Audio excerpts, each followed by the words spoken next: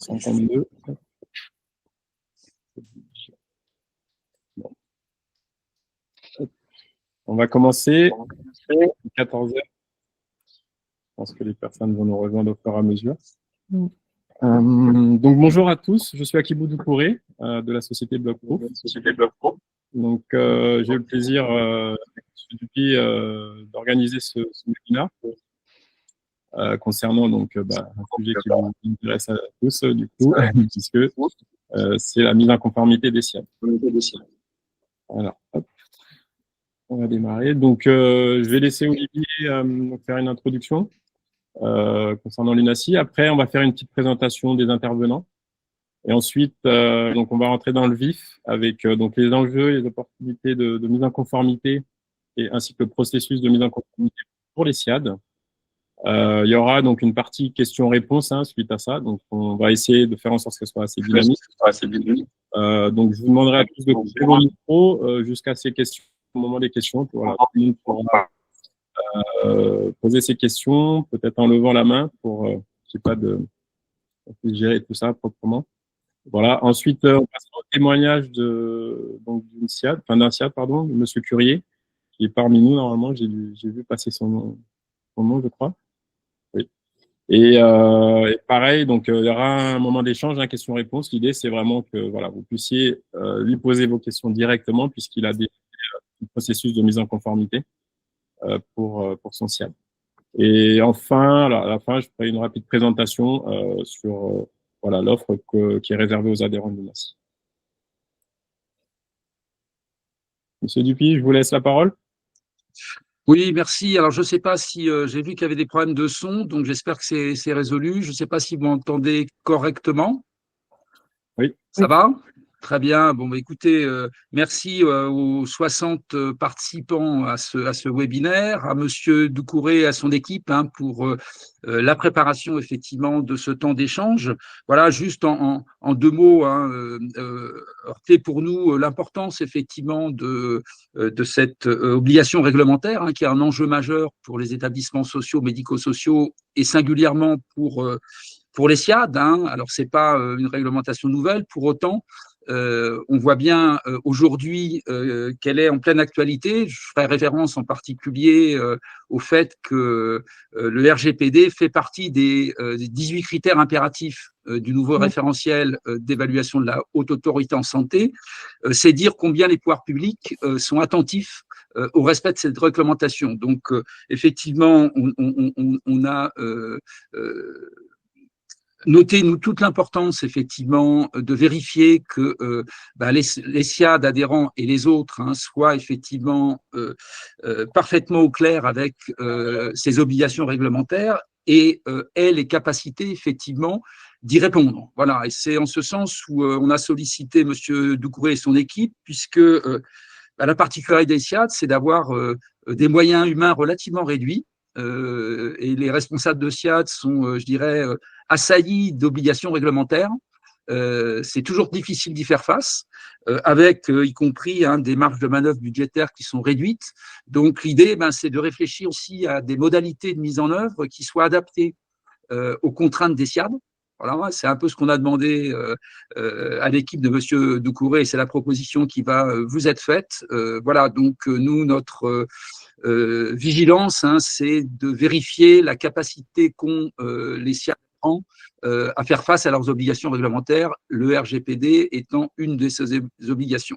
Voilà, donc je vous laisse la parole et puis éventuellement, je reviendrai avec mon micro en fin de webinaire. Merci à tous.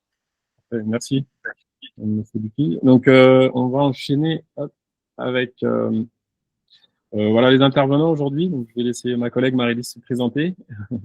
Bonjour à tous, enchantée. Je suis Marie-Lise Laric. Je suis juriste et déléguée à la protection des données personnelles. C'est moi notamment qui m'occupe du projet de mise en conformité RGPD avec quelques SIAD. Voilà. Alors, il y a Monsieur Curier aussi qui est parmi nous normalement. Je ne sais pas si vous pouvez prendre la parole en introduction. Oui, bonjour, je ne sais pas si vous m'entendez. Oui, très bien. Oui, donc Yanis Curier, je suis directeur de l'association Kira Bonsoin qui se situe en Guadeloupe.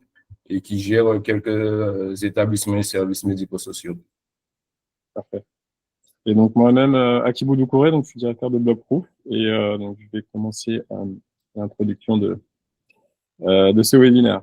Donc, très rapidement, une présentation de qui nous sommes. Hein. Donc, nous sommes spécialisés dans la mise en conformité au RGPD depuis maintenant 2018, avec une spécialisation sur vraiment les métiers du médico-social et de la santé. Voilà, on est physiquement sur Toulouse au niveau du siège, mais on travaille du coup sur l'ensemble du territoire, y compris donc en métropole et dom-tom compris, pardon, avec plus de 900 établissements sur différents secteurs de champs d'intervention, comme vous l'avez vu. Et donc voilà, aujourd'hui, on a mis en place un écosystème pour accompagner, on va dire, les professionnels, hein, les établissements spécialisés, donc les ESMS, dans le cadre de leur mise en conformité, grâce notamment à des juristes comme Marie-Lise qui s'est présentée, qui ont voilà, qui ont, de l'expérience sur les métiers associés aux ESMS, mais également grâce à des outils qu'on a développés qui nous permettent de travailler donc à distance et sur tout le territoire, voilà, pour mettre en œuvre ces mises en conformité. On est également certifié Calliope au niveau de la formation, puisque toutes nos prestations incluent de la formation sur le volet RGPD. Donc les slides vous seront envoyés à l'issue du webinaire, hein, Olivier. Si je comprends bien, il y aura également il y a un enregistrement qui est en cours qui pourra voilà, qui sera communiqué à tout le monde et également, si j'ai bien compris, Olivier, sur le site de l'UNACI. Oui, oui, tout à fait. Le replay sera disponible hein, sur le site dès la semaine prochaine. Voilà, donc vous aurez effectivement la possibilité de réécouter ces interventions en toute quiétude. Parfait. Allez, on va attaquer. Je vais laisser Marie-Lise vous présenter un petit peu l'aspect RGPD sur ce qui vous attend. En effet. Alors, sur la mise en place du projet RGPD et les enjeux du RGPD, pas mal de choses reviennent assez souvent. On a pas mal de particularités avec ce règlement. En fait, chaque établissement est obligé de prouver qu'on est conforme au RGPD. Donc, de ce fait, tous les organismes vont devoir s'assurer de savoir où sont les données personnelles que vous avez, comment elles sont traitées. Ça concerne aussi bien les données qui sont sous format numérique et les données qui sont au format papier. Donc, le RGPD s'applique peu importe le format utilisé. Si vous ne fonctionnez qu'avec le papier, vous serez quand même soumis à la réglementation. On a aussi des exigences très élevées en termes de traitement de données sensibles, notamment tout ce qui est données de santé, informations sur l'état de santé d'une personne, que ce soit physique ou mentale. Et pour cela, donc nous, on fait un registre de traitement, un référentiel, et on a un logiciel métier qui nous permet justement de créer un registre de traitement qui recense tous les traitements de données personnelles effectués. Et en plus de ça, un dossier de conformité, parce que le RGPD, c'est essentiellement du droit. En effet, on doit beaucoup travailler sur des mentions d'information, retravailler des contrats par moment. Voilà. Point de vigilance, comme je vous le disais, sur les données sensibles. Vous avez sûrement au sein de vos établissements beaucoup de traitements de données sensibles. C'est-à-dire chaque fois que vous faites une action sur une donnée de santé, sur une information en fait qui porte sur la vie vraiment privée et intime des personnes, notamment lorsqu'on parle de personnes vulnérables aussi. Et ces données-là doivent être identifiées, mais aussi doivent être beaucoup plus protégées que les autres. Donc, on a déjà des protections qui existent, qui passent par le secret médical et le secret professionnel, mais en plus, il faut un référencement détaillé et des mesures de sécurité adaptées à chaque fois.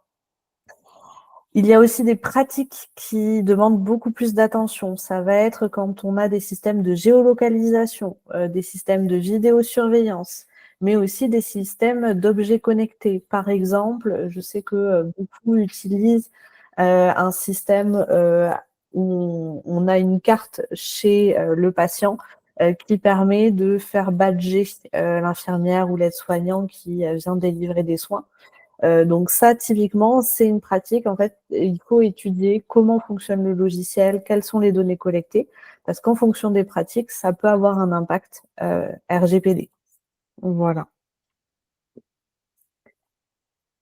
Donc, ce qu'il faut garder essentiellement à l'esprit, c'est que le RGPD nous impose la minimisation, c'est-à-dire qu'on va réduire au strict minimum les données qu'on a sur les patients, les salariés.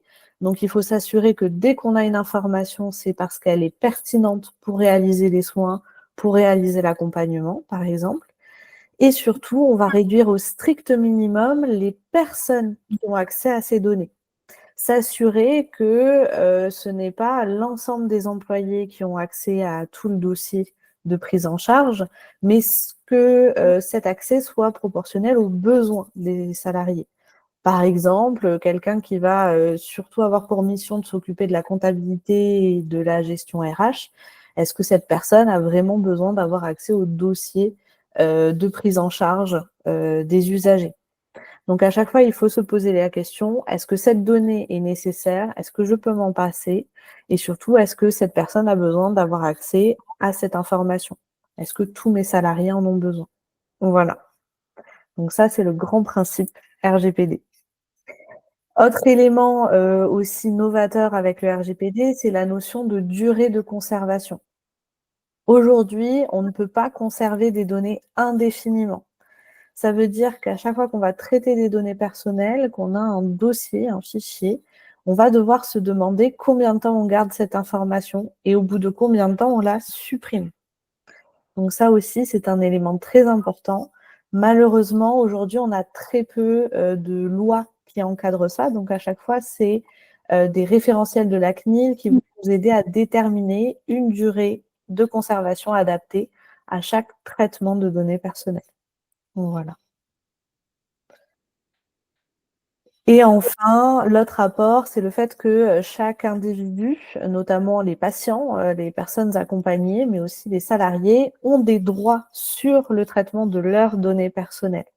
Ainsi, ils peuvent exercer ces droits à tout moment auprès de l'association, mais aussi auprès d'entreprises, d'établissements publics, etc. Et donc, peuvent vous demander une copie des données que vous avez sur eux, de supprimer les données que vous avez sur eux, de les récupérer pour les envoyer à un autre établissement qui les prendra en charge, mais aussi de réduire les informations que vous avez sur eux.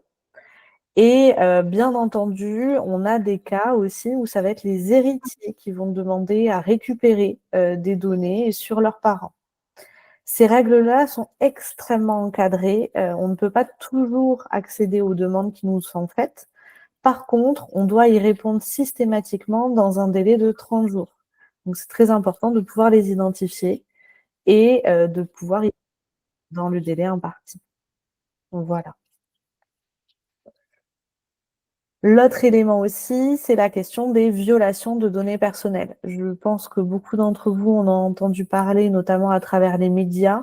C'est vrai que le secteur médico-social est assez ciblé par les cyberattaques, notamment, puisque les données de santé ont beaucoup de valeur, particulièrement sur le dark web.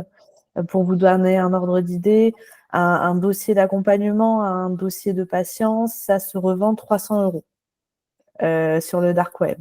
Donc, ça a beaucoup de valeur. Et en fait, le RGPD nous impose de réagir très vite lorsqu'on est victime d'un incident de sécurité ou d'une violation de données personnelles. Une violation de données personnelles, donc ça peut être un acte illicite comme une cyberattaque, mais ça peut aussi être tout un tas d'événements qui entraînent la destruction, la perte, l'altération ou la divulgation non autorisée aux données. Et donc, lorsqu'un de ces événements arrive, il faut qu'on prévienne la CNIL dans un délai de 72 heures. Voilà, ça peut être très court. Donc, chez Blockproof, nous organisons pour avoir des procédures pour réagir le plus rapidement possible et respecter ce fameux délai de 72 heures. Voilà. Voilà. On en parlait en tout début, c'est vrai que l'HAS a revu ses évaluations et a inclus pas mal de règles RGPD, notamment certaines que je vous ai présentées à l'instant. Nous, on a mis en place à chaque fois une procédure de mise en conformité RGPD avec des plans d'action. Et ces éléments-là, lors des évaluations, permettent aux évaluateurs de valider ces clauses. Donc c'est vrai que on a mis en place un processus qui est très efficace, mais aussi que le fait d'avoir un plan d'action avec des dates déterminées, des actions déterminées, ça permet à l'évaluateur de valider toutes ces obligations. Voilà. Sur les risques, je vais passer très rapidement parce que Monsieur Doucouré va vous détailler un peu surtout comment on fait pour éviter la réalisation de ces risques, puisque l'objectif de l'accompagnement et de la mise en conformité, c'est que on évite toute sanction et toute requête. Voilà. Merci beaucoup, Marie-Lise. Donc, je vais prendre le relais, effectivement, pour voir un petit peu d'un point de vue opérationnel comment ça se déroule, la mise en conformité. Donc, c'est un processus qui se déroule en phase. Déjà, c'est un processus continu, une démarche continue de qualité, comme il peut y avoir en qualité. Et donc là, on va avoir une phase de mise en place. On va rédiger et déployer un certain nombre de documents, mais également mettre en place des procédures au sein de l'établissement. Ensuite, on aura une phase de maintien où l'idée, ça sera de mettre à jour tout ça en fonction des évolutions de son établissement. Si on zoome un petit peu sur la phase 1, en quoi ça consiste concrètement? Il va falloir nommer une personne, donc on appelle ça le DPO, Data Protection Officer, ou en français le délégué à la protection des données. Cette personne peut être interne ou externe, et c'est elle qui est l'interlocuteur de la CNIL et qui va se charger de la mise en conformité au sein de la structure. Et donc cette personne, bien sûr, accompagnée certainement en s'appuyant sur ses collègues de l'établissement, mais il va devoir mettre en place le registre des activités de traitement, qui est un document essentiel puisque c'est le document où on va se poser la question en lien avec la minimisation, par exemple, des données, de la collecte de données tout à l'heure. Qu'est-ce qu'on récolte? Qu'est-ce qu'on en fait? À qui on les transfère? Etc. Et surtout, comment on protège tout ce patrimoine informationnel. Et donc, on va se poser la question sur des mesures de sécurité, sur les durées de conservation associées à chaque traitement. Et voilà, une fois qu'on a ce document, qui est un document officiel qui est demandé par la CNIL, pas de contrôle, ça nous permet d'avoir une idée claire de l'état des lieux, des vulnérabilités qu'on a dans sa structure, et de mettre en place les procédures adéquates, les procédures organisationnelles pour l'exercice de droits des personnes. On a vu que ça fait partie, par exemple, des critères de la HAS, mais également tout ce qui est gestion en cas de violation de données. Comme l'a dit tout à l'heure Marie-Lise, on a des délais à respecter, et donc pour ça, il faut mettre en place une procédure pour avoir une chance, on va dire, de gérer toute cette activité, en tout cas gérer des potentielles violations de données dans les temps. Et donc, ça va passer par la mise en place d'une procédure, mais aussi la sensibilisation d'un certain nombre d'acteurs au sein des établissements. Enfin, il va y avoir toute une partie sur la mise à jour du cadre RH, donc c'est-à-dire qu'il va falloir regarder d'un point de vue contractuel, sur les contrats salariés par exemple, mais aussi on va regarder tout ce qui est charte informatique, on va rajouter les bonnes clauses pour respecter le RGPD. On va avoir ces aspects juridiques également pour tout ce qui est contrat vers les prestataires. Donc le RGPD vous oblige donc un certain nombre d'actions et d'éléments. Ce qu'il faut savoir, c'est que quand vous partagez des données avec un prestataire, vous pouvez être tenu pour co-responsable. Il y a une notion de co-responsabilité s'il arrive un dommage sur les données que vous confiez à vos prestataires. Et donc, vous devez vous assurer au travers des contrats que ce prestataire, vous déclinez bien vos obligations RGPD à ce prestataire et qu'il vous montre des gages de bon respect, on va dire, de la réglementation lui aussi. C'est très important pour protéger l'association, ou l'établissement, si c'est un établissement public ou privé. Ensuite, on va avoir tout ce qui va concerner bien sûr les bénéficiaires directement également. Donc mise à jour des contrats bénéficiaires, des usagers. Pareil pour respecter les obligations au niveau de l'établissement vis-à-vis des usagers. Donc tout ce qui va être autour de la notion de consentement est très important sur les données que vous possédez sur eux. Donc ça aussi c'est un critère qui fait partie de la HAS, le respect des personnes et de leurs données en tout cas est un élément à prendre en considération pour les prochaines évaluations. Ensuite, voilà, on va vérifier les sous-traitants, on l'a vu. On va regarder le site web aussi, très important. Alors, en général, c'est des sites web assez simples, on va dire, de vitrine. Par simple, j'entends site web vitrine. Mais il y a des fois, souvent, des établissements avec des intranets, des accès, voilà, pour soit des collaborateurs, soit des personnes externes. Donc là, il va falloir mettre un certain nombre d'éléments en place au niveau RGPD sur ce site web pour le sécuriser. Voilà, en plus des différents audits qu'on va faire dans l'année pour s'assurer que tout ça est maintenu, puisque comme j'ai dit tout à l'heure, c'est une démarche continue.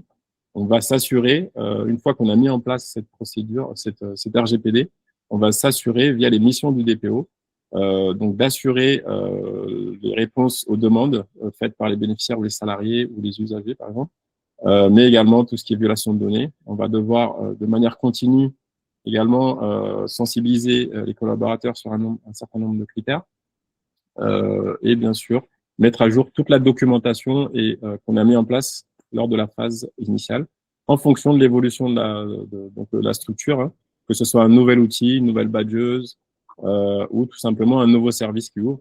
Il va falloir mettre en place, mettre à jour votre conformité avec tout ça. Donc voilà un petit condensé rapide des actions à mettre en place au sein de vos structures. Donc on va prendre 5 minutes pour répondre peut-être aux questions sur cette première phase un peu théorique avant de passer au témoignage de Monsieur Curier sur son retour d'expérience. Donc vous pouvez soit prendre la parole via le micro, soit les poser sur la messagerie si vous avez des questions.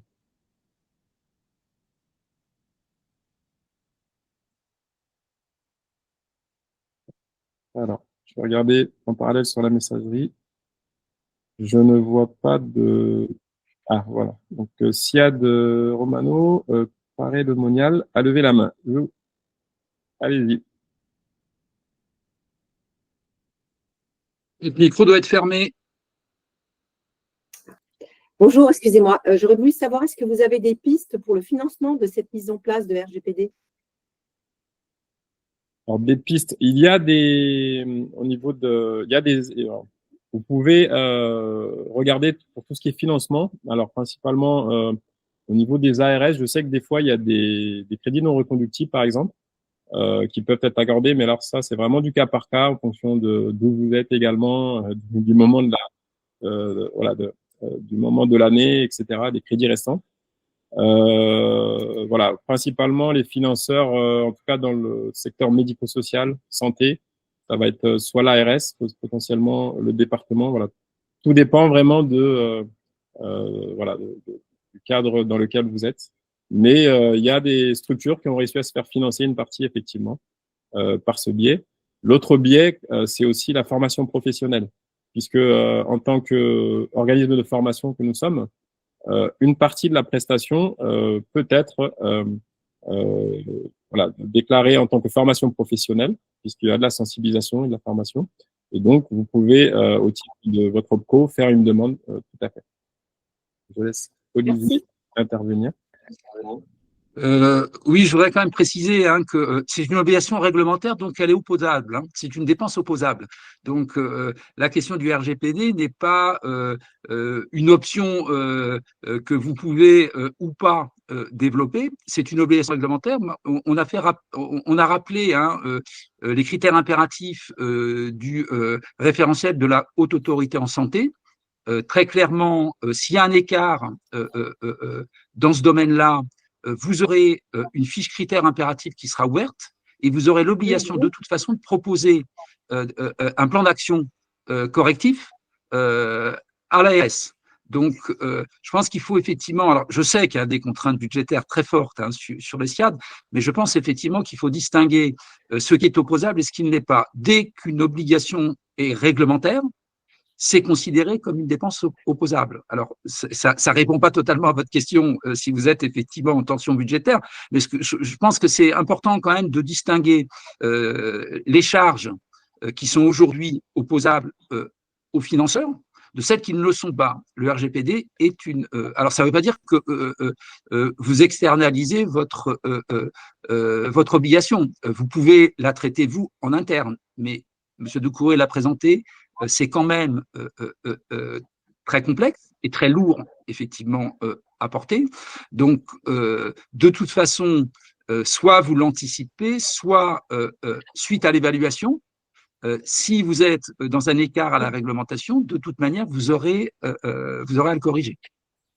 Tout à fait, parce que ça fait partie des 18 critères impératifs. La seule chose, c'est que dans les 18 critères, vous avez 18 critères qui sont opposables. Donc, automatiquement, il faut qu'on charge des pistes de financement. C'était pour ça ma question, monsieur. Merci en tout cas d'avoir répondu.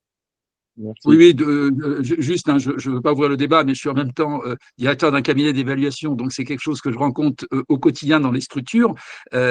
Oui, il y a 18 critères impératifs opposables, 17 plus exactement pour les SIAD. Pour autant, vous avez un certain nombre de critères impératifs auxquels vous allez répondre avec vos moyens internes. Il y en a un certain nombre, à mon avis, d'autres, dont le RGPD, qui nécessite, me semble-t-il, mais ça c'est chacun qui l'analyse à son niveau, ce critère-là relève, à mon avis, d'une prestation externe parce qu'il y a une dimension juridique et une expertise dont, en général, nous ne disposons pas dans les SIAD. Voilà. D'accord. Merci pour les précisions. Je vais laisser la parole à Françoise Pommier. Allez-y. Bonjour. Le SIAD de Sainte-Mère-Église dépend d'un EHPAD. On est inclus dans un EHPAD. Et du coup, le RGPD, c'est celui de l'EHPAD qui va inclure celui du SIAD ou il faut faire quelque chose à côté? Marie-Lise, tu veux y répondre ou... Oui, je peux y répondre. Alors, ça va un peu dépendre de comment l'organisation entre ces deux entités fonctionne. Si vous fonctionnez de manière complètement séparée et autonome, il faudrait mieux que le SIAD ait sa propre conformité et l'EHPAD. Nous, chez Blockproof, on fonctionne plutôt par numéro sirène. Donc, si vous êtes dans le même numéro sirène, on fera la conformité des deux établissements. Donc, voilà. Oui.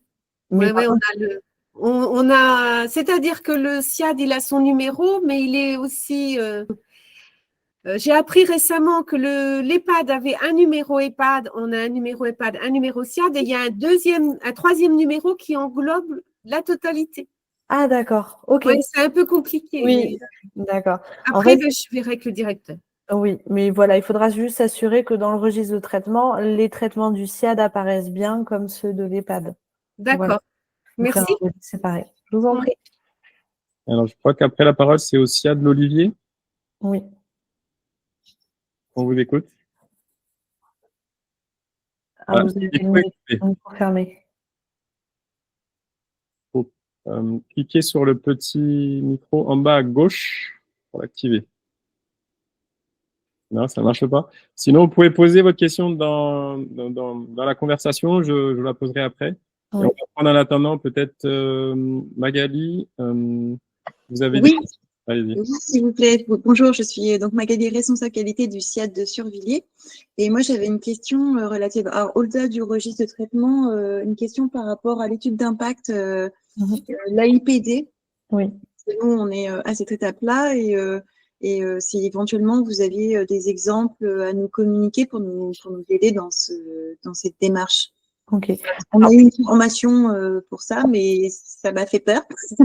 Alors, Vous souhaitez savoir dans quel cas il faut faire une PIA, c'est ça, Inaïs? Oui, ou même s'il y avait un exemple, parce que c'est vrai pour capitaliser aussi, parce que même s'il y a des choses qui sont propres à nos activités, il y a quand même des choses qui doivent être assez, pour les données de santé, vous avez parlé du badgeage tout à l'heure, pour la géolocalisation, etc. Oui. Donc, s'il y avait un exemple, en fait, d'une étude complète et réglementaire faite, ça nous aiderait beaucoup. Alors, pour ensuite la compléter pour ce qui nous concerne plus spécifiquement. Et oui, je comprends tout à fait. Alors, de manière générale, pour tout le monde, une AIPD, c'est une étude d'impact. En fait, on doit faire ces analyses d'impact lorsqu'un traitement est considéré comme à haut risque pour les personnes concernées. Ça peut être le cas lorsqu'on va faire de la vidéosurveillance systématique ou lorsqu'on va traiter des données de santé de personnes vulnérables, souvent le cas au sein des SIAD. Ces analyses d'impact, nous aujourd'hui chez Blockproof, on a une procédure pour les créer.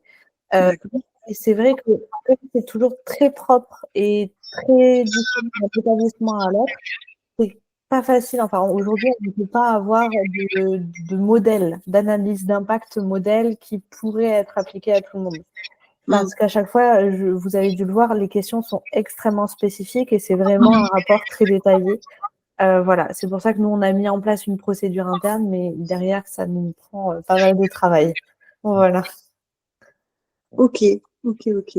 Et donc, par rapport à la formation que j'ai eue, quand j'ai vu tout ce qu'il y avait, je m'attendais plus à une évaluation de risque un peu plus simple et ça m'a semblé énormément. Est-ce que, éventuellement, même sans avoir le contenu rempli, mais est-ce qu'on pourrait éventuellement avoir que je puisse comparer avec ce qu'on m'a demandé pour être sûr que ce soit pas trop au moins juste je sais pas, un exemplaire, un formulaire type d'analyse d'impact à compléter. Alors, deux choses. La première, c'est que la CNIL a mis en place un outil pour faire les analyses d'impact. Alors, qui est pas l'idéal, mais qui permet de jeter les premières bases. Donc, vous aurez une idée des questions qui sont posées. Pour l'autre chose, ce qu'on fait en interne, du coup, je pense que c'est Monsieur Doucouré qui décidera si on peut vous envoyer les 10 documents. Voilà. Ok. Donc, sur la CNIL, en fait, on trouve le... C'est ça.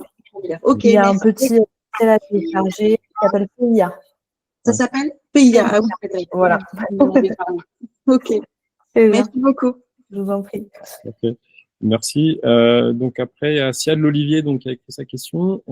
C'est possible d'avoir une liste des données dites sensibles? Oui, alors en effet, c'est possible. La liste existe. Les données sensibles, ce sont donc toutes les données qui permettent d'avoir des renseignements vraiment sur la vie très intime d'une personne. Ça va être ses origines ethniques, son appartenance religieuse, syndicale, son orientation sexuelle. Ça va être aussi ses données de santé. Alors, données de santé au sens large, son état de santé, les résultats d'analyse, mais aussi toute la partie administrative autour, les dates de rendez-vous, etc. Et on ajoute à cela les données génétiques et les données biométriques, empreintes digitales. Voilà. Est-ce que ça répond à votre question? Alors, ils n'ont pas le micro, donc je suppose que oui. Oui. Je vais répondre à mon place, oui. Très bien. Parfait. Voilà. Il a dit oui, c'est parfait. Siad Combel, un signalement au procureur de la République. Alors, je n'ai pas compris la question. Où il veut en venir. Si vous pouvez détailler la question. Bonjour. C'était pour savoir aussi dans les documents, le signalement au procureur de la République, est-ce qu'il rentre aussi dans ce cadre-là? Alors, un signalement au procureur de la République, c'est un traitement de données personnelles selon les informations qui sont contenues dans le signalement. Si on a des données de santé, typiquement, notamment pour les signalements liés à la maltraitance, ça va être des données sensibles. Donc, il va falloir, d'une part, faire apparaître dans le registre qu'on peut faire des signalements au procureur de la République, et d'autre part, s'assurer que la transmission des informations au procureur de la République est faite de manière sécurisée. Voilà. Okay. Mais c'est pas quelque chose qui pose de difficulté puisque c'est encadré par la loi aujourd'hui. Voilà. Parfait. J'espère que ça répond à votre question. Merci. On va enchaîner. Il y aura encore un temps de questions, ne vous inquiétez pas à la fin. On va donc enchaîner avec le retour d'expérience de Monsieur Curier. Donc je vais vous laisser la parole, Monsieur Curier, et on va essayer de faire ça peut-être de manière dynamique. Donc moi j'ai quelques questions effectivement par rapport au retour d'expérience qui pourraient intéresser peut-être les participants. Mais je vous laisse voilà, faire votre introduction et peut-être vous présenter plus en détail que vous n'avez fait. Ok, bonjour à tout le monde. Donc, je suis Yannis Curier, je suis directeur de l'association Kira Bon Soin, qui est gestionnaire de 2 établissements et services donc en Guadeloupe. Donc, notamment un SIAD de 50 places qui accompagne aussi bien des personnes âgées que des personnes en situation de handicap. Et puis, l'autre établissement, c'est une maison d'enfants en caractère social, aussi sur le même territoire. Pour compléter, je dirais que je suis aussi le président d'une association qui regroupe l'ensemble des directeurs responsables de SIAD de la Guadeloupe. Donc, voilà un peu une présentation succincte et globale de qui je suis. Donc, effectivement, je veux bien qu'on fonctionne en mode interactif avec les questions que vous avez. Mais la première, c'était surtout le contexte. Si vous pouvez présenter un petit peu votre situation avant la mise en conformité au niveau de votre SIAD et les raisons qui vous ont poussé à vous lancer dans ce projet de mise en conformité. Ok, donc concernant effectivement le contexte, donc au niveau de l'association, les établissements et les services étaient déjà sensibilisés à la réglementation, notamment CNIL et puis après avec les évolutions réglementaires, la réglementation RGPD, ça depuis de nombreuses années, sans toutefois être totalement en conformité, notamment vis-à-vis de la réglementation RGPD. Donc comme le disait à un moment Monsieur Dupuy, les ressources en interne, en général, au niveau des SIAD, ne permettent pas forcément de travailler la question en profondeur. Et donc, sur cette thématique-là, j'étais personnellement, c'est moi qui avais entamé le chantier et je trouvais qu'il n'évoluait pas assez rapidement au regard des autres obligations qui peuvent paraître plus importantes et plus urgentes à gérer. Donc, par exemple, aussi en termes de risques, pour la plupart des risques, on les avait déjà identifiés au niveau de l'association et on mettait en place des contre-mesures pour réduire les impacts. Et le risque le plus important qui subsistait, c'était celui qui était relatif aux sanctions qui sont possibles par rapport au non-respect de la réglementation. Donc, c'est principalement cette raison qui nous a amené à démarrer la mise en conformité RGPD. Donc, il y a l'aspect légal.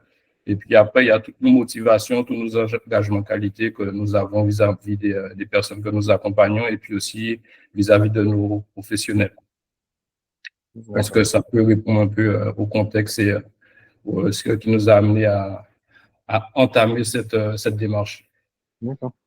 Et peut-être aussi 2 mots sur votre rôle directement lors du projet. Et peut-être un mot aussi sur les difficultés que vous avez pu rencontrer en tant qu'acteur de cette conformité. Donc, concernant le processus de mise en conformité, donc j'ai été le principal interlocuteur de Blockproof dans la mesure où c'est moi qui avais le plus de lisibilité sur le fonctionnement global de l'association. Donc, c'était plus simple et ça permettait d'éviter de multiplier le nombre d'interlocuteurs. Et aussi parce que dans la mesure où j'avais commencé à travailler la question, j'étais déjà un peu sensibilisé au sujet. Et donc après, concernant les difficultés qu'on a pu rencontrer lors de ce processus, mais la plus grande difficulté, c'est de réussir à être disponible régulièrement pour pouvoir travailler avec l'intervenant. Donc par exemple, pour nous, c'était le DPO externalisé.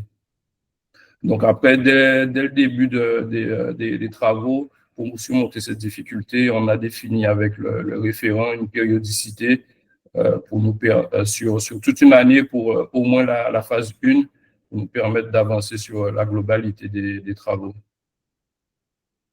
Donc voilà un peu sur l'expérience par rapport au processus même.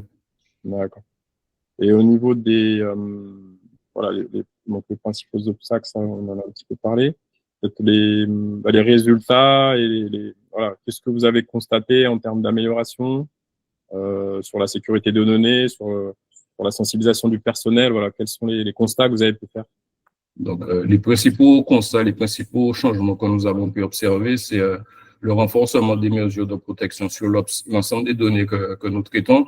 Donc, aussi bien les données des bénéficiaires que les données de l'ensemble des professionnels. Aussi par rapport à la mise à jour de certaines procédures. Donc, je vais donner un exemple. On en parlait tout à l'heure, l'archivage et la conservation des données. Donc, ça nous a amené à actualiser cette procédure pour différencier les durées de conservation de données. Il y a aussi une meilleure sensibilisation de l'ensemble des professionnels quant au respect de la réglementation RGPD. Donc, par exemple, l'utilisation des clés USB, les échanges papier, etc. Et puis après, le plus important, c'est la diminution des risques légaux et notamment les risques financiers. D'accord. Okay. Donc, allez-y. Voilà, moi, la question suivante, c'est par rapport au retour d'expérience, justement, voilà, ce que vous tirez pour votre propre établissement, on va dire. Donc, en fait, dès le lancement de la procédure, moi, j'ai échangé avec plusieurs opérateurs. Et j'ai envie de dire que dès le départ, la proposition de Blockproof m'avait convaincu. Donc, moi, j'ai personnellement engagé l'établissement après accord du conseil d'administration, bien sûr.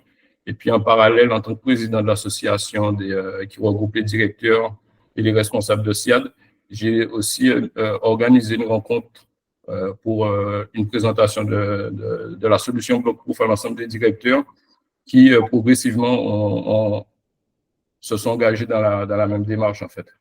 Aujourd'hui, j'ai envie de dire que sur le territoire, par exemple, la grande majorité des SIAD sont conformes ou pratiquement conformes par rapport au règlement, à ce règlement général de la protection des données.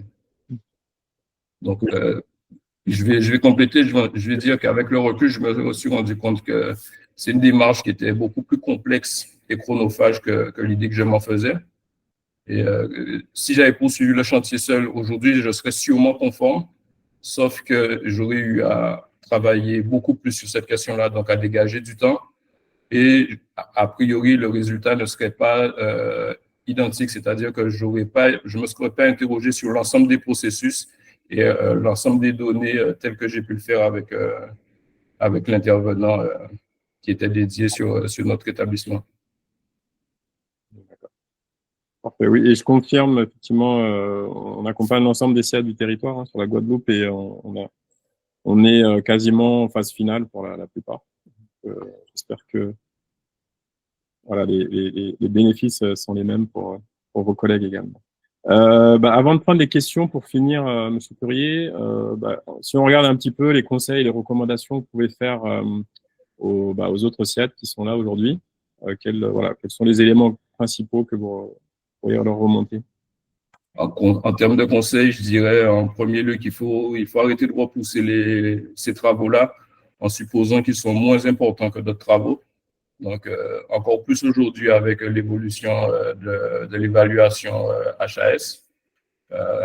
Pour anecdote, moi, je connais un établissement qui a pris du retard sur sa mise en conformité RGPD et qui, suite à une attaque, a perdu 30 années de données bénéficiaires, données professionnelles.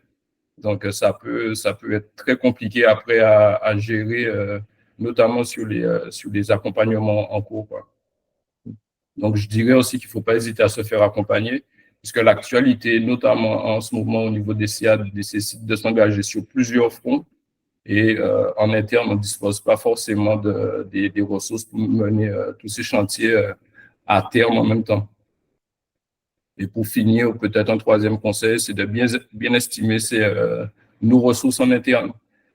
Puisque par exemple, au niveau de Blockproof, il y a deux solutions. La solution du DPO internalisé à l'établissement ou celui qui est externalisé, qui est directement au niveau des équipes de Blockproof. Et ça peut être dès le départ un choix sur lequel il faut s'arrêter longuement, puisque ça peut avoir des répercussions, je pense, sur l'engagement après qu'on a dans le processus. Et sur ce dernier point, oui, je confirme, effectivement, on a souvent, donc, nous, on recommande aux établissements comme les SIAD vraiment le DPO externalisé. Alors, malgré tout, voilà, chaque établissement de décider. Et c'est vrai que tous ceux qui ont fait le choix du DPO interne, savoir, ils nomment un DPO en interne, un salarié, quelqu'un de la structure, que nous accompagnons. dans 99% des cas, on n'arrive pas au bout et ils finissent par switcher en DPE externalisé. Et c'est dommage parce qu'on perd beaucoup de temps. On a perdu plus d'une année dans cet exemple-là sur la conformité. Donc, on a dû tout reprendre nous-mêmes. Donc voilà, il n'y a pas de souci si vous avez des personnes compétentes en interne pour traiter ce sujet. Mais voilà, ne sous-estimez pas. Il leur faut vraiment du temps. Il faut leur dégager du temps pour se former, du temps pour réaliser les activités qu'on a vues tout à l'heure, parce que ça peut être assez chronophage, donc c'est un élément clé. Il suffit pas de nommer quelqu'un, il faut vraiment lui dégager les moyens qui sont associés si vous le faites en interne. Bon. Très bien, merci beaucoup Monsieur Curier. On peut prendre peut-être les questions maintenant, s'il y en a, sur le côté, on va dire, pratique ou les retours d'expérience. Donc, n'hésitez pas de la même manière à lever la main. Ah. Alors, hop, allez-y. Oui, bonjour, vous m'entendez? Oui. Bien, je me présente, Gérard Pratt. Nous gérons le SIAD ABEP Soins, qui est chapeauté par l'association ABEP. À ce titre, nous avons un site internet et nous organisons de temps en temps, on va organiser très prochainement, d'ailleurs dans quelques jours, une petite fête pour nos patients.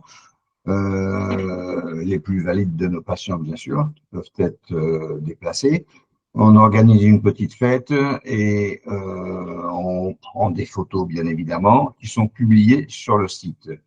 Est-ce qu'il y a des précautions particulières à prendre, sachant que à chaque fois que l'on prend un nouveau patient, on lui demande, on lui fait signer une autorisation, on demande son accord pour publier les photos quand il y en aura.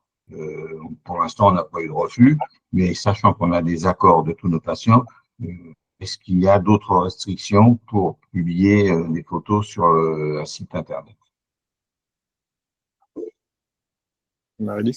Oui, du coup, je vais y répondre. En effet, si on veut pouvoir utiliser l'image des patients, mais même celle des salariés, il faut absolument obtenir leur consentement avant, que ce soit pour prendre l'image, mais aussi la diffuser sur votre site internet, par exemple.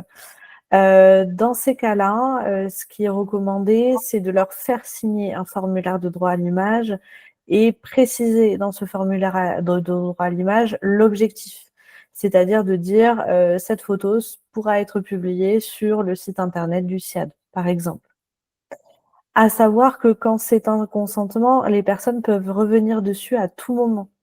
Donc, il faut surtout faire attention à bien avoir une preuve du fait d'avoir obtenu leur consentement en premier lieu. Et si les personnes changent d'avis et refusent, garder une trace de leur changement d'avis pour qu'il soit bien pris en compte en interne. Voilà. Je me permets de préciser sur cette question-là, puisqu'il revient régulièrement dans les évaluations, vous devez demander avant chaque manifestation, c'est-à-dire que de demander à l'admission ne suffit pas. Je vais vous donner un exemple très précis. Vous avez une jeune personne handicapée qui donne son accord à l'admission, et puis il y a une sortie à la plage, elle est prise en photo en maillot de bain. Elle conteste effectivement que cette photo soit diffusée. Donc, vous devez le systématiser avant chaque manifestation en précisant sur quel support. Donc, est-ce que c'est de la vidéo? Est-ce que ce sont des photos? Voilà, donc une demande et un accord à l'admission ne suffit pas. C'est vrai. D'accord. Ok, ben c'est enregistré, je vous remercie. Parfait. On va laisser la parole à Jonathan Bardol.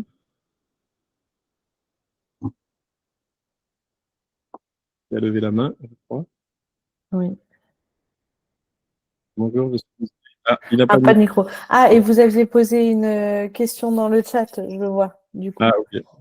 Alors, je crois que la question était sur la sécurisation des outils pour transmettre des informations, les mails, le courrier postal notamment.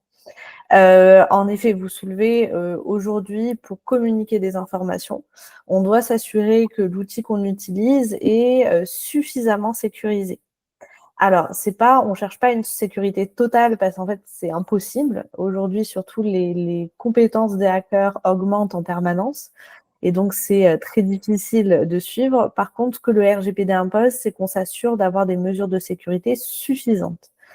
L'exemple tout à l'heure, c'était celui des clés USB. Aujourd'hui, les clés USB sont souvent impactées par des virus, parfois des virus qui sont invisibles. Et donc, aujourd'hui, les clés USB ne sont que très peu sécurisées. Les mails aussi peuvent ne pas être assez sécurisés en fonction du coup de la valeur des données qu'on va transmettre par mail.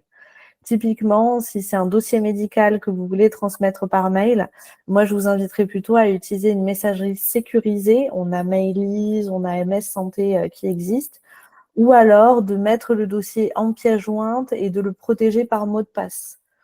Il est aussi possible avec, quand vous faites sur un document clic droit, on a 7-zip qui permet de zipper et donc de crypter, et ensuite on peut envoyer cette pièce jointe, ce qui fait qu'elle sera beaucoup moins facilement attaquable par un hacker. Voilà. Il y a pas mal de, si je peux rajouter, lors de la mise en conformité, c'est nous, comme ça que nous travaillons, il y a pas mal de solutions alternatives malgré tout. L'idée, c'est que vous puissiez continuer à travailler. Donc, on vous aide à trouver des solutions, des outils conformes au RGPD qu'on vous recommande pour continuer à échanger et à continuer à travailler. Ça fait partie aussi de notre service, mais effectivement, voilà, il y a pas mal d'éléments comme ça à prendre en compte pour pouvoir communiquer de manière sécurisée. Alors, je crois qu'il y avait une question de... Oui, il y avait une question pour moi qui demandait combien de temps on avait pris sur l'établissement pour le registre de traitement et l'AIPD. Donc, sur l'ensemble de l'association, donc les différents établissements, on a mis un peu moins d'une année à raison de 2 heures d'échange avec le référent par mois. Et voilà, sachant qu'après, ça, c'est la phase initiale. Et puis après, régulièrement, on a des mises à jour. Par exemple, là, sur un de nos établissements, on va basculer sur la vidéosurveillance. Donc, je sais que je vais devoir me rapprocher de mon référent pour faire évoluer le registre de traitement, et notamment l'AIPD sur cet établissement. Oui, je confirme en termes de délai, si c'est une question Magali, c'est que faut compter, que le référent. Alors, quand on est dans un cas de DPE externalisé, c'est-à-dire que c'est nous qui réalisons le travail, en général, on a besoin d'un référent en interne, donc qui, je crois, comme l'a dit Monsieur Curie tout à l'heure, l'important pour ce référent, c'est qu'il a une bonne connaissance du fonctionnement de votre établissement. Il n'y a pas besoin forcément d'avoir de savoir technique particulier. Il doit bien connaître les processus et le fonctionnement de la structure. Et à partir de là, à raison de 2 heures par mois de rendez-vous avec le DPE externe Blockproof, eh bien, on va faire avancer la conformité, voilà, à un rythme régulier avec des livrables, en commençant par ce fameux registre, puisque c'est vraiment lui qui va nous prendre beaucoup de temps dans l'année. Pour donner une indication, c'est la moitié du temps qu'on passe sur le registre de traitement. Donc, voilà. Merci beaucoup. De rien. Oui, je vais peut-être lire les questions qu'il y a dans le chat. Vas-y. Je vois qu'il y en a plusieurs, notamment assez intéressantes. On en a une du SIAD l'Olivier sur la question suite à une fusion avec un SAD, est-ce que le SAD est soumis à la même réglementation? Alors oui, en effet, le RGPD s'applique pour tout le monde. Donc, qu'on soit une association, peu importe le dispositif, pour les entreprises et aussi pour les établissements publics. Voilà, donc tout le monde est soumis à cette réglementation. Du coup, en cas de fusion, il faudra s'assurer que les deux établissements soient conformes au RGPD, et sinon, il faudra mettre le deuxième établissement en conformité. Donc, voilà. Ensuite, ça c'est répondu. Et je crois que c'était tout. Voilà, on n'en avait pas d'autres dans le chat. Il y a Madame Benyagoub, je crois. Allez-y.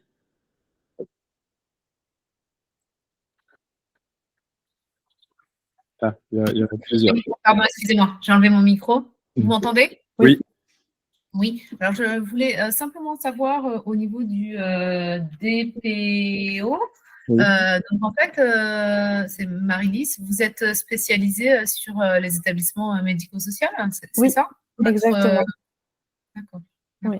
Voilà, c'était tout parce que du coup, nous, on a un DPO en effet. en externe, mais je me posais la question de quelle était la différence entre un DPO spécialisé sur les établissements, quelle est la plus-value spécialisée sur un établissement médico-social et un DPO classique nommé sur sur la collectivité, sur la ville. D'accord, ok. Alors, moi d'expérience, en fait, le fait que je sois spécialisée dans le médico-social me permet de comprendre beaucoup plus vite le fonctionnement et les enjeux et surtout les impératifs d'un établissement médico-social. Qui plus est, vous avez pas mal de choses, notamment ces évaluations de la HAS, aussi pas mal de documentation liée à la loi 2002 et pas mal de traitements de données très spécifiques. Voilà. Avec du coup des bases légales, des dispositifs, des réglementations très spécifiques. Et notamment, dans certains cas, le Code de la santé vient se juxtaposer avec le RGPD. Et donc, ça demande voilà, d'avoir des procédures un peu adaptées. Voilà. J'espère avoir répondu à votre question. Oui, oui, tout à fait, merci. Donc, en effet, il y a quand même une plus-value d'avoir quelqu'un qui a l'expertise du domaine, du secteur d'activité. Et donc, quel est le coût de cette… Alors, on a à la fin de la présentation, j'ai une slide là-dessus. J'ai vu une autre question, hein, quelqu'un d'autre a posé cette question, je crois. D'accord. Okay. Pour tout le monde. Très bien, merci. Avant cela, Jonathan Bardol, alors, il a la main levée. Je ne sais pas si vous avez une autre question avec Monsieur Dupuis aussi. Oui, allez-y donc. Monsieur Bardol, on vous écoute. Ah oui, je crois que peut-être qu'il n'a pas de micro. Oui, mais j'ai pas de message dans le chat, à part merci pour votre réponse. D'accord, ok. Bon. Allez-y, du coup, Monsieur Dupuis, vous vouliez intervenir? Ah, Monsieur Pasquier aussi, peut-être. Non, juste en complément de ce que disait Mme Laric, hein, et c'est tout l'intérêt d'avoir effectivement quelqu'un qui connaît le secteur. Vous avez fait référence aux messageries sécurisées, alors c'est pas encore tout à fait au point, mais ça devrait l'être. Hein, donc, hélas, hein, c'est pas un choix qui est fait au niveau du ministère, mais au niveau de chacune des ARS, donc c'est pas forcément les mêmes messageries, mais on devrait, en toute logique, sur toutes les données sensibles, notamment les données à caractère médical, passer par des messageries sécurisées. Bon, ça viendra dans le temps, mais c'est vrai que voilà, c'est aussi important d'avoir des interlocuteurs qui connaissent les caractéristiques de notre secteur, puisqu'effectivement, ben là, typiquement, on est sur quelque chose qui est spécifique au secteur sanitaire et médico-social, et tous les DPO ne le connaissent pas. Ok. Merci. Voilà. Donc, Monsieur Pasquier, vous aviez une question peut-être? Oui, bonjour. J'ai une question par rapport au recueil du consentement des bénéficiaires ou des patients par rapport au traitement de leurs données et au partage d'informations entre partenaires. Est-ce que le recueil, est-ce qu'il y a des particularités par rapport au recueil par écrit de ce consentement que nous avons mis en place, mais voilà, des particularités? Oui. Alors oui, en effet, c'est assez particulier. Dans certains cas, on devra demander le consentement des personnes. Dans d'autres cas, on pourra s'en passer. Ça, on pourra l'évaluer quand on fera le registre de traitement, parce que si vos missions sont décrites dans un arrêté, un décret, un article du code, on peut invoquer une base légale qui nous permet de ne pas systématiquement, ou en tout cas pour tout, demander le consentement. Par contre, certains éléments, on devra quand même demander le consentement, notamment, vous l'avez souligné, pour le partage de certaines données. Si on n'a pas en interne une notion d'équipe de soins, il faudra demander le consentement aux personnes. Et là aussi, bien préciser, et ça fait écho avec les obligations de la loi 2002, que cette personne peut changer d'avis à tout moment et peut demander à ce que certains membres de l'équipe n'aient pas accès à ces données en tant que patient. Donc, on a pas mal de choses à regarder à ce sujet-là et c'est vraiment important de s'adapter au cas concret. Voilà. J'espère avoir répondu à votre question. Oui, merci. Très bien, je vous en prie. Parfait, donc il y a beaucoup de questions intéressantes, hein. Donc malgré tout, le temps avance. On va avancer un petit peu. Mais dans tous les cas, il y aura nos contacts à la fin de la présentation. Si vous avez des questions supplémentaires, vous n'hésitez pas, voilà, on pourra à nous contacter. Donc, je prends 5 minutes justement ça répondra à la question peut-être que beaucoup attendent aussi sur le prix. Aujourd'hui, donc avec l'UNACI, c'est aussi dans ce cadre-là qu'on organise ensemble ce webinaire. L'idée, c'est de proposer une offre adaptée d'une part au SIAD, mais aussi un accompagnement clé en main avec un tarif intéressant pour les adhérents UNACI. En 2 mots, donc pareil, vous aurez les slides pour lire un petit peu en détail. Oui, vous pourrez avoir le support, il n'y a pas de souci. Donc oui, en 2 mots sur cette offre, c'est l'offre DPE externalisée que nous on préconise vraiment. Comme je vous disais tout à l'heure, voilà, vous pouvez opter pour le DPE interne, mais ça va, en général, c'est une perte de temps. Il vaut mieux aller vraiment à l'essentiel. Et donc, Calliope, c'est le top des tops. Voilà. Et donc là, c'est une offre où on va vraiment s'occuper de tout de A à Z. Une mise en conformité globale sur l'ensemble des points qu'on a vus tout à l'heure. Ça inclut la formation. Et donc, on va également ensuite maintenir votre conformité en tant que représentant. On sera nommé auprès de la CNIL pour vous apporter tout l'accompagnement et le support dont vous avez besoin pour répondre à vos demandes, mais également en cas de violation de données ou de contrôle. Et donc, voilà un petit peu dans les très grandes lignes. Pour vous donner un ordre de grandeur du prix aussi, aujourd'hui, voilà, sur une mise en conformité, on va prendre un cas particulier on va dire un cas type d'une SIAD, parce que vous verrez que le prix va dépendre de la structuration, du nombre d'établissements, etc. Mais si on prend un cas simple, pour vous donner un ordre de grandeur, pour un SIAD, donc avec un sirène, et donc on va voilà, en général, on a des coûts de conformité autour de 10 000 euros. Si vous regardez un petit peu sur le marché, près d'avocats ou de cabinets spécialisés. Aujourd'hui, nous, on est pour une mise en place, on est à 6 800 euros pour vous donner un ordre de grandeur pour un SIAD. Ça, c'est le tarif public. Et aujourd'hui, ce qu'on propose, c'est moins 15% sur ce tarif public pour les adhérents. Et du coup, on serait à 5 750 euros, pour être précis, dans ce cas particulier d'un SIAD. Maintenant, il y a souvent des montages différents. Vous êtes associé à d'autres établissements. Il y a des holdings, il y a des voilà, il y a une organisation qui fait que il va falloir pour certains qu'on regarde de manière précise pour vous faire une tarification. Mais voilà, j'espère que ça répond déjà au cas, on va dire, type d'un établissement SIAD, comme celui de Monsieur Curie, par exemple. Bon. Voilà, moi j'ai terminé. Est-ce qu'il y avait des questions supplémentaires? Oui, hors taxe. C'est vrai, oui.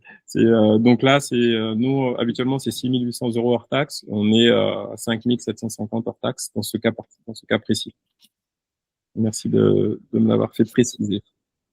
Donc voilà, moi j'ai terminé. L'enjeu, c'est vraiment pour vous les SIAD. Après, je laisserai peut-être Monsieur Dupuy conclure.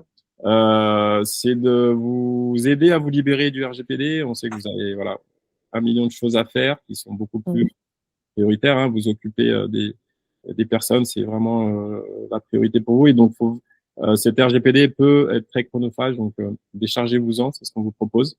Ce qui est important, c'est que notre approche, on l'a validée sur quasiment 1000 établissements maintenant sur métropole dom-tom, grâce à un travail à distance, ça aussi je le précise. Et avec des spécialistes du médico-social, on l'a vu tout à l'heure, ça a son importance, il y a vraiment une plus-value. Et voilà, l'idée c'est de vous sécuriser juridiquement le plus rapidement possible. Et c'est pour ça qu'on vous propose la partie DPE externalisée. Donc voilà. Moi j'ai terminé. Olivier, je ne sais pas si vous voulez rajouter quelque chose. Oui, vraiment en 2 mots, d'abord vous remercier, c'était clair, c'était précis. Donc nous, l'essentiel, c'était effectivement, alors non pas d'alerter, mais en tous les cas de rappeler cette obligation, voilà, de proposer une solution qu'on pense nous adapter. Alors on est très clair, on est nous que médiateurs, chacun est libre de contractualiser avec le prestataire de son choix. Donc de ce point de vue-là, il n'y a pas d'intéressement de l'UNACI. Voilà, on a souhaité nous négocier avec Monsieur Doucouré un tarif préférentiel pour les adhérents. Voilà. Après, chacun est libre. On a vu visiblement qu'il y avait d'autres expériences. Voilà, nous, on a choisi un prestataire qui a une connaissance du secteur et plus spécifiquement des SIAD. Et c'est, vous l'avez vu, quand même important parce que au-delà d'une réglementation générale, il y a quand même une application singulière au secteur médico-social. Donc, ça suppose effectivement d'en connaître les arcanes.